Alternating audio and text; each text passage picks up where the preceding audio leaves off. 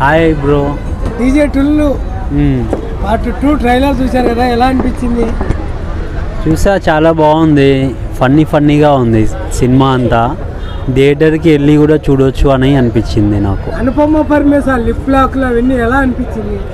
So mind అంతా, body అంతా heat ఎక్కిపోయింది. Mind కాదు, బాడీ అంతా హీట్ వచ్చేసేసింది బ్రో. మాకు థియేటర్స్లలో కూర్చుంటామో ఇంకేమవుతామో తెలియదు. ఇంకా సీన్స్ చూస్తే అలా ఉన్నాయి.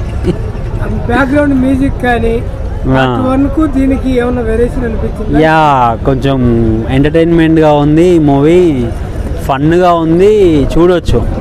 ప్రజెంట్ బాగుంది, నాకైతే బాగా అనిపించింది ట్రైలర్.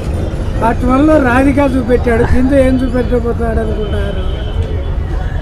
సమ్ డిఫరెంట్ స్టోరీ అనుకుంటున్నాను.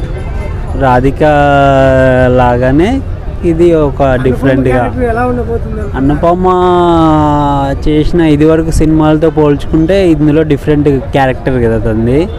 సో చేయడం అనేది చాలా గ్రేట్, బాగుంది నాకైతే. ఇప్పుడు సినిమా అన్నప్పుడు ఇంకా అన్ని స్టోరీస్ ఎంచుకోవాలి, ఆ స్టోరీకి తగ్గట్టుగా అన్ని ఎలిమెంట్స్ ఉంటాయి. సో కొన్ని హాట్ సీన్స్ ఉంటాయి.